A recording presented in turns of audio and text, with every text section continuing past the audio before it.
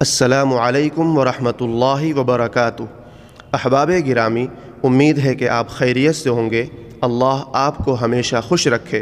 دوستوں، جیسا کہ میں نے اس سے پہلے والی ویڈیو میں بتایا تھا کہ شعبان المعظم کا چاند 11 فروری بروز اتوار کو نظر آئے گا، اور شعبان المعظم کی پہلی تاریخ 12 فروری بروز پیر کو ہوگی۔